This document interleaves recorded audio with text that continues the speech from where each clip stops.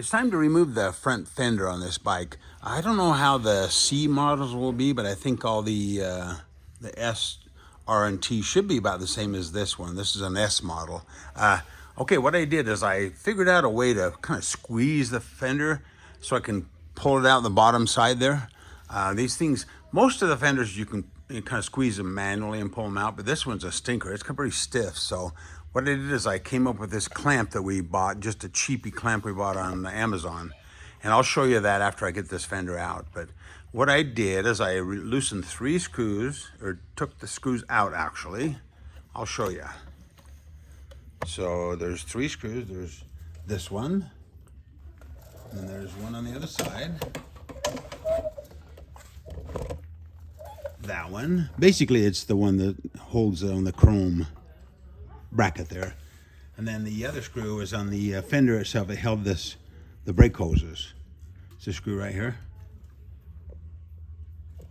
So I took those 3 out on each side, and that'll allow the fender to rotate down in there. So let me see if this will work. Okay, I've squeezed it together back further and then here to get it to that point. I've got the rivets through the forks. So I think if I take the clamp off now, I should be able to slide it out. Let's see if it works.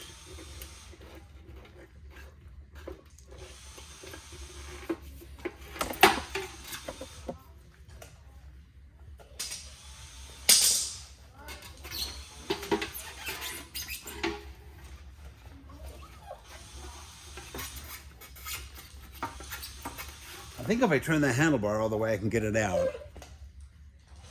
I turn the handlebar all the way that way, and it looks like that thing will just slide right out.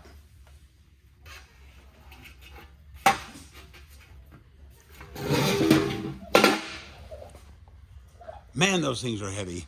That saves so much time, because the only other way to do it would be to take the front wheel off.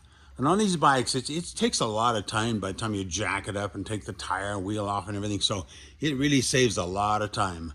Oh, and then on the C model, if it's like the 1300s, the C model fender actually might look good with our rear fender. So on the C model, you know, maybe don't even worry about it. Okay, I had this clamp around the shop here, the blue one, but that one didn't work. I couldn't squeeze it enough to get the pressure to collapse the fender. But this one with the clamp right here, I could screw that in there, and then that could put enough pressure on the kind of squeeze that fender. Like I say, they're so cheap to buy. One thing about it, you'll always use it, so it wouldn't hurt just to grab one just for future reference, if nothing else too.